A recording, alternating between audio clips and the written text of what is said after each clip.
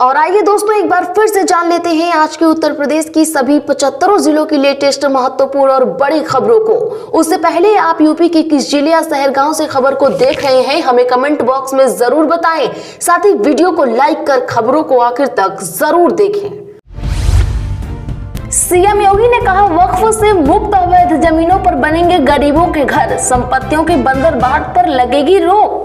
जी हां, बता दें कि मुख्यमंत्री योगी आदित्यनाथ ने कहा है कि वक्फ से मुक्त अवैध जमीनों पर प्रदेश भर के गरीबों के लिए घर बनाए जाएंगे।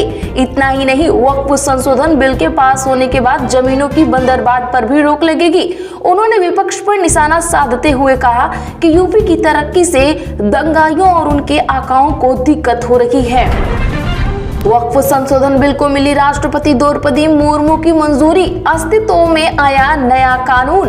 बता दें कि वक्फ संशोधन विधेयक 2025 कानून बन गया है। मैराथन बहस के बाद संसद के दोनों सदनों से पारित विधेयक को राष्ट्रपति द्रौपदी मुर्मू ने आज मंजूरी दे दी। इसके साथ ही राष्ट्रपति द्रौपदी मुर्मू ने मुसलमान वक्फ विधेयक 2025 को भी अपनी स्वीकृति दे दी है। यूपी में सभी सरकारी भवन सौर ऊर्जा से होंगे लैस, संयंत्र स्थापित करने को रिपोर्ट तैयार कर रही यूपी नेडा। जी हां, बता दें कि राज्य के जिलों में स्थित सरकारी भवनों पर सौर ऊर्जा संयंत्र स्थापित करने का प्रयास उत्तर प्रदेश नवीन एवं नवकरणीय ऊर्जा अभिकरण ने तेज कर दिया है। यूपी नेडा द्वारा जिलों में स्थित सरकारी भवनों की सुसंगत रिपोर्ट तैयार की जाएगी, जिसके आधार पर इन भवनों पर सौर ऊर्जा संयंत्र स्थापित किया जाएगा। मिली जानकारी के मुताबिक यूपी नेडा द्वारा सरकारी भवनों पर सौर ऊर्जा संयंत्र स्थापित करने का काम पहले से चल रहा है, लेकिन अब इसे युद्ध स्तर पर किए जाने का फैसला लिया गया है। यूपी के निर्यातकों के लिए बड़ी खबर, विदेशी मेलों में प्रतिभाग करने पर 4.5 लाख दी जाएगी प्रोत्साहन राशि। जी हां, औद्योगिक विकास मंत्री नंदगोपाल गुप्ता नंदी ने कहा है कि निर्यात को बढ़ावा देने के लिए विदेशी मेलों में प्रतिभाग करने पर निर्यातकों को 4.5 लाख रुपए की प्रोत्साहन राशि दी जाएगी। पहले विदेशी मेलों में प्रतिभाग करने पर 3 लाख रुपए दिए जाते थे। गोरखपुर वासियों के लिए खुशखबरी, गोवा पुणे अहमदाबाद के लिए उड़ान शुरू करेगा शंख एयर, लखनऊ में बनेगा हेड ऑफिस। जी हां दोस्तों, बता दें कि हवाई सफर करने वाले लोगों के लिए अच्छी खबर है। निजी विमान सेवा कंपनी शंख एयर ने गोरखपुर से लखनऊ, गोवा, पुणे, अहमदाबाद, दिल्ली और मुंबई के लिए हवाई सेवा शुरू करने का प्रस्ताव एयरपोर्ट को सौंपा है। इसके साथ ही यात्रियों को अब बस और ट्रेन के विकल्पों पर निर्भर नहीं रहना पड़ेगा, खासकर उन रूटों पर जहां पहले उड़ानें बंद हो गई थी। बिहार, झारखंड, बंगाल, असम के मजदूरों के बच्चों का लखनऊ में बिना आधार एडमिशन नहीं। जी हां, यूपी में प्राइमरी स्कूलों में बिना आधार वाले बच्चों के दाखिले का संकट गहरा गया है। कई स्कूलों ने बिना आधार वाले बच्चों का दाखिला देने से मना कर दिया है। अभिभावकों को 15 दिन में आधार बनवा कर देने की शर्त पर बच्चों को स्कूल में बैठने की इजाजत दे रहे हैं, लेकिन दाखिला तभी देंगे जब आधार बना कर देंगे। दूसरे जिलों और राज्यों से आए मजदूरों के पास निवास और जन्म प्रमाण पत्र नहीं होने से बच्चों का आधार बनने में अड़चनें आ रही हैं। नए सत्र के 3 दिन में स्कूलों में बिना आधार वाले करीब 200 बच्चे दाखिले के लिए पहुंचे हैं, लेकिन इनके दाखिले अभी नहीं हुए हैं। उत्तर प्रदेश के स्वास्थ्य कर्मियों के लिए अच्छी खबर, 30 अप्रैल तक होगा प्रमोशन, शासन ने 10 तक मांगा प्रस्ताव। जी हां, यूपी के स्वास्थ्य कर्मियों के लिए अच्छी खबर है। डॉक्टरों से लेकर अन्य संवर्गों के तमाम स्वास्थ्य कर्मियों को इसी माह पदोन्नति का तोहफा मिलेगा। स्वास्थ्य विभाग के प्रमुख सचिव पार्थ सारथी सेन शर्मा ने आज विभाग के पदोन्नति संबंधी सभी लंबित प्रकरणों की समीक्षा करते हुए यह आदेश दिया। महानिदेशक स्तर पर लंबित मामलों में भी इसी माह डीपीसी आयोजित कर निस्तारण के निर्देश दिए गए हैं। इसके लिए महानिदेशक से 10 अप्रैल तक शासन को प्रस्ताव भेजने के निर्देश दिए गए हैं। यूपी, दिल्ली से उत्तराखंड के नैनीताल आने वाले टूरिस्टों की जेब होगी ढीली, टोल टैक्स बढ़ा, पार्किंग शुल्क बढ़ा। जी हां, बता दें कि यूपी, दिल्ली, एनसीआर समेत अन्य पड़ोसी राज्यों से उत्तराखंड आने वाले टूरिस्टों को अब महंगाई का सामना करना पड़ेगा। टोल टैक्स में इजाफा होने के साथ ही पार्किंग शुल्क में भी बढ़ोतरी की गई है। ऐसे में टूरिस्टों को नैनीताल में प्रवेश करने के लिए अतिरिक्त रुपए चुकाने होंगे। खबर है कि नैनीताल जिले के नंबर यानी यूके 04 नंबर के निजी चौपहिया वाहन चालकों को 200 रुपए व जबकि अन्य को 300 रुपए टोल टैक्स भरना होगा। अब बता दे तो अब तक यह महज 130 रुपए प्रति वाहन निर्धारित है। हालांकि इस प्रस्ताव को लागू करने से पहले हाईकोर्ट के समक्ष पेश किया जाएगा। ट्रांसफार्मर जलने के मामले में बड़ा एक्शन, बिजली मंत्री ने एक XEN और 4 JE को किया सस्पेंड। जी हां, बता दें कि यूपी के मेरठ में जले हुए ट्रांसफार्मरों को तय समय में नहीं बदलने और बिजली अफसरों की लापरवाही से ट्रांसफार्मर जलने के मामले में पश्चिमांचल में एक अधिशासी अभियंता समेत 5 अफसरों पर गाज गिरी है।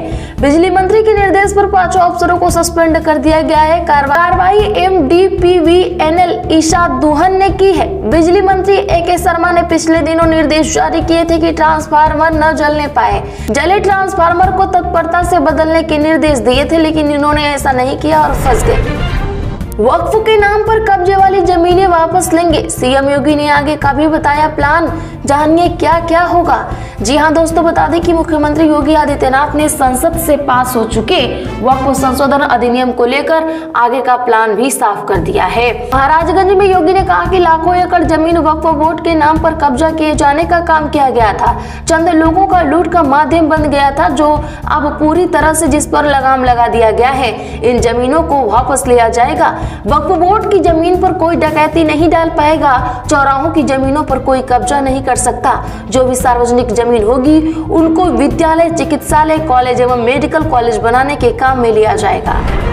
इधर वक्फ संशोधन बिल पास हुआ, उधर RLD नेता ने 200 समर्थकों के साथ दिया इस्तीफा, बोले जयंत भटक गए। जी हां, बता दें कि राष्ट्रीय लोकदल रुहेलखंड क्षेत्र के उपाध्यक्ष शमशाद अंसारी ने अपने साथियों के साथ पार्टी की प्राथमिक सदस्यता से त्याग पत्र दे दिया है।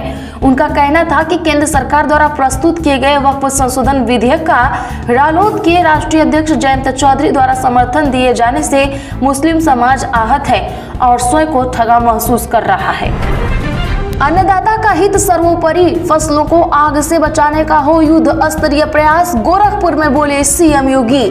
जी हां, यूपी के सीएम योगी आदित्यनाथ ने प्रशासन और पुलिस के अधिकारियों को निर्देश दिया है कि रबी सीजन में तैयार फसल को आग की घटनाओं से बचाने के लिए युद्ध स्तरीय प्रयास किए जाएं। योगी ने कहा, हमारे लिए अन्नदाता किसानों का हित सर्वोपरि है। फसल में आग लगने की किसी भी घटना का पता लगते ही आग पर काबू पाने के लिए त्वरित कदम उठाए जाएं। उन्होंने कहा कि पहले से ही कार्यरत फायर स्टेशन के साथ ही क्षेत्र विशेष के अनुसार भी फायर स्टेशन 24 घंटे सतर्क रहें और इसमें किसी भी स्तर पर लापरवाही नहीं होनी चाहिए। यूपी में NCERT की नकली किताबें बरामद, दिल्ली से छपवाकर इस शहर में हुई बिक्री। जी हां दोस्तों, बता दें कि प्रयागराज कोतवाली पुलिस ने आज NCERT की लाखों रुपए की नकली किताबें बरामद कर 2 लोगों को गिरफ्तार कर लिया है। आरोपियों ने दिल्ली से नकली किताबें छपवाकर प्रयागराज में बेचने की बात स्वीकार की है। पूछताछ की बात में इस धंधे में कुछ और नाम सामने आए हैं। वहीं NCERT के विभागीय अधिकारियों से भी संपर्क किया जा रहा है। भाजपा आज प्रदेश भर में मनाएगी स्थापना दिवस, होंगे विविध कार्यक्रम, 13 अप्रैल तक चलेगा यह अभियान। जी आप बता दें कि भाजपा के 45वें स्थापना दिवस पर प्रदेश इकाई की ओर से प्रदेश भर में विविध कार्यक्रमों का आयोजन किया जाएगा। इस मौके पर पार्टी कार्यकर्ता प्रदेश भर में पार्टी कार्यालयों को सजाने के साथ ही अपने घरों पर पार्टी का झंडा लगाएंगे। वहीं जिला स्तर पर भाजपा की सफल यात्रा से संबंधित प्रदर्शनी भी लगाई जाएगी।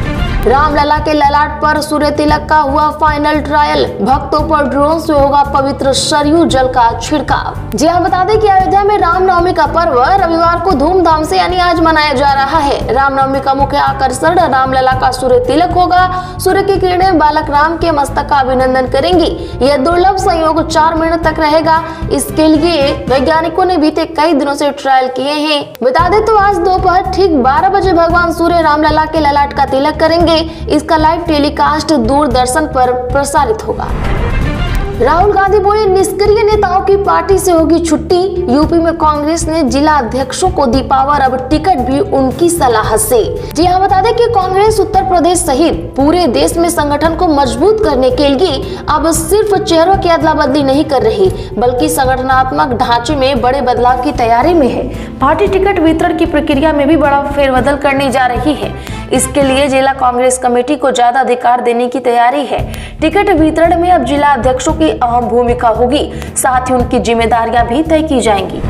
न्यायमूर्ति यशवंत वर्मा को गुपचुप तरीके से दिलाई शपथ, नाम इलाहाबाद हाई कोर्ट की वेबसाइट पर। जी हां बता दें कि high court bar association Allahabad ने न्यायमूर्ति यशवंत वर्मा को गुपचुप तरीके से बीते दिन पद और गोपनीयता की शपथ दिलाई जाने की निंदा की है। साथ ही पत्र भेजकर मुख्य न्यायमूर्ति अरुण भंसाली से आग्रह किया है कि उन्हें कोई प्रशासनिक या न्यायिक दायित्व न सौंपा जाए। महामंत्री विक्रांत पांडे के हस्ताक्षर से जारी पत्र में कहा गया है कि पूरा बार एसोसिएशन इस जानकारी से व्यथित है कि न्यायमूर्ति यशवंत वर्मा को इलाहाबाद हाईकोर्ट में पद की शपथ गुपचुप दिलाई गई। वक्फ बिल मुसलमानों को स्वीकार नहीं, अलीगढ़ में मुफ्ती बोले बिल पास न हुआ तो बनेंगे 1947 जैसे हालात, मुकदमा दर्ज। बता दें कि वक्फ संशोधन बिल मुसलमानों को बिल्कुल भी स्वीकार नहीं है। अगर सरकार ने यह बिल वापस नहीं लिया तो देश में 1947 से हालात बन जाएंगे। यह बात अलीगढ़ में मुफ्ती अकबर काजमी ने कही। नुक्कड़ सभा में बोलते हुए कहा, सरकार का यह बिल मुसलमानों को बिल्कुल भी स्वीकार नहीं, केंद्र सरकार को यह बिल वापस लेना होगा। वही मुफ्ती के बयान के बाद भाजपा और बजरंग दल ने देहली गेट और रोरावर थाने में लिखित तहरीर दी है, साथ ही गिरफ्तारी की मांग भी की है। गोरखपुर में महसूस किए गए भूकंप के झटके नेपाल बताया जा रहा है केंद्र। जी हां, उत्तर प्रदेश के गोरखपुर में बीते दिन भूकंप के झटके महसूस किए गए हैं। भूकंप का केंद्र नेपाल बताया जा रहा है। नेपाल में भी देर शाम भूकंप के झटके महसूस किए गए थे। रिक्टर स्केल पर इसकी तीव्रता 5 मापी गई। झटके महसूस होते ही लोग अपने घरों से बाहर भागने लगे। सिर्फ नेपाल में ही नहीं बल्कि उत्तर भारत में भी लोगों को भूकंप का हल्का झटका महसूस हुआ है। वाराणसी रोपवे यात्रियों के लिए बड़ी खुशखबरी, अब 15 किलो तक सामान ले जा सकेंगे निःशुल्क। जी हां, बता दें कि वाराणसी की रोपवे सेवा अब और भी सुविधाजनक हो गई है। यात्री अब अपने साथ 15 किलोग्राम तक का सामान निःशुल्क ले जा सकेंगे। अतिरिक्त वजन के लिए अतिरिक्त शुल्क देना होगा। कैंट रोपवे स्टेशन पर एक क्लोक रूम भी बनाया जा रहा है जहां यात्री अपना सामान सुरक्षित रख सकेंगे। रोपवे का किराया प्रति किलोमीटर 10 से 15 रुपए होगा। आज के लिए बस इतना ही। ऐसी ही बड़ी खबरों के लिए हमारे चैनल को सब्सक्राइब करें, बगल में घंटी के निशान को जरूर दबा लें, वीडियो को लाइक शेयर कर कमेंट जरूर करें।